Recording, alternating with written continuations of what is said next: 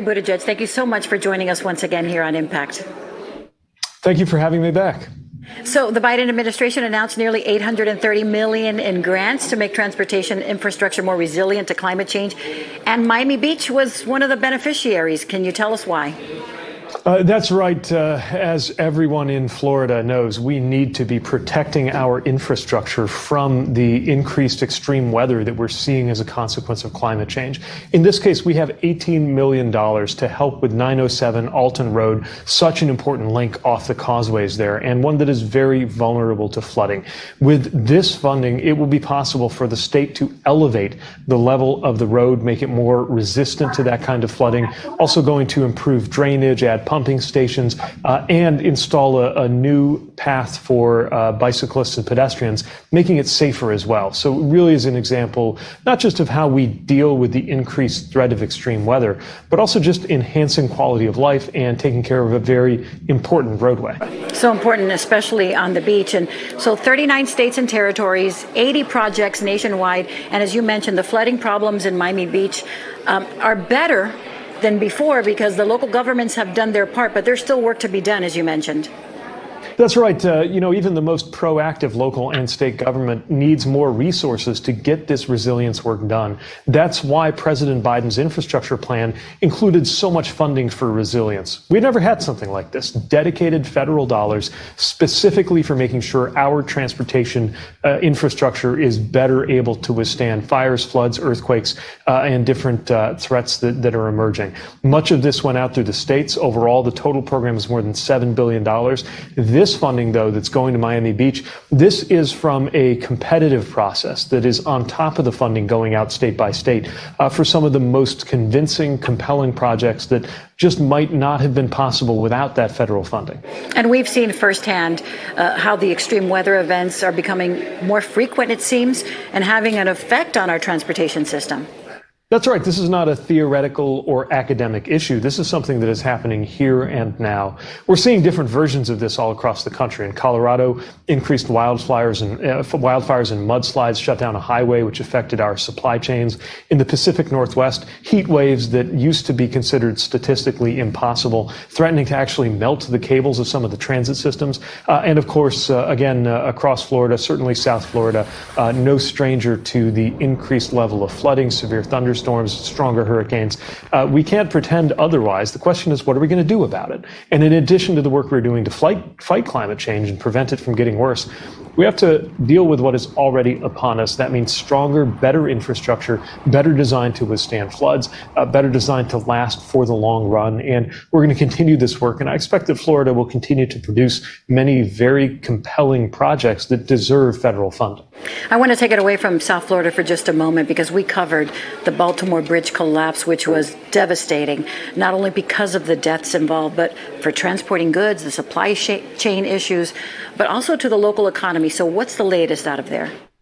I was in Baltimore with the president last week and was there the day that the bridge collapse happened as well. There is a major impact to the community because the wreckage of that bridge is blocking the channel that gets most of the traffic into the port.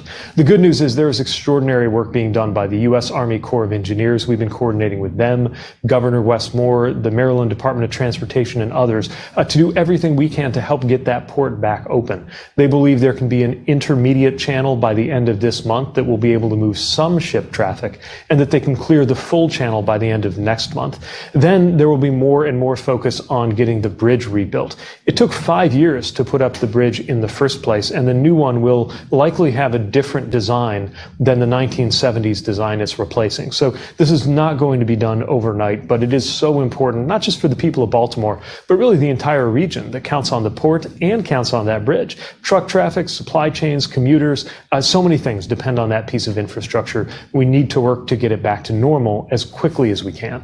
Before I let you go, I wanted to talk about air travel because it is expected to reach or perhaps surpass pre-pandemic levels. It could even break all records. So is the industry ready?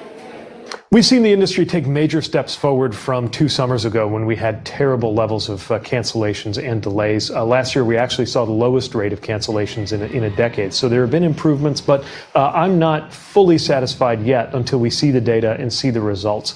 We've also been pressing to make sure that airlines take better care of passengers, upgrading the rules, getting more information out there. If you are one of the millions and millions of Americans planning to take a flight this spring or summer, I would strongly encourage you to visit our website, flightrights.gov. It'll let you know what rights you can count on and demand as an airline passenger. And there's a way to get in touch with us if an airline is not doing the right thing. We will follow up. I know the federal government is taking an increased role overseeing quality control, but Boeing has been going through some major problems. The latest, a whistleblower that says Boeing cut corners on its Dreamliner jets. Can you tell us the latest? We have been putting Boeing under a microscope, especially since the Alaska Airlines incident in January. The FAA administrator told Boeing senior leadership directly they had about 90 days to come up with a new plan and a comprehensive vision for how they're going to change their safety culture. We're about halfway through that process. They are taking many steps, but there's many more steps that need to be taken. All of this is about making sure we maintain America's leadership role in aviation safety.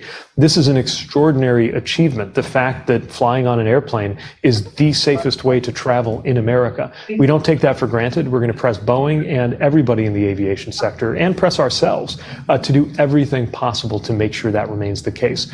Until Boeing demonstrates a higher level of quality, we're not going to let them increase their production rate. Safety has to come first. If they don't increase their production rate, could the Boeing problems be trickling down to U.S. carriers that mainly use Boeing planes? You know, I've spoken with the leadership of Southwest Airlines and other carriers who have expressed that this is impacting them, but they also all agree that the most important thing has to be safety. Everything else depends on that. Getting safety right means there will be a chance to get everything else right, including the economics. But if you don't have safety, then nothing else matters. So can travelers trust the planes that they are traveling in? Every plane that is flying today is there because the FAA is confident that it has met its marks. If there's ever a problem, anytime they catch something or are concerned about something, they will intervene. And this is something I think about every time I get on an airplane, which is every few days. I know that I'm participating in the safest form of travel in the country. We need to maintain that and get other forms of travel, like driving, to become more like aviation safety in terms of our expectations. We always appreciate your time, Secretary Buttigieg. As always, thank you for joining us. Thank you. Great to be with you.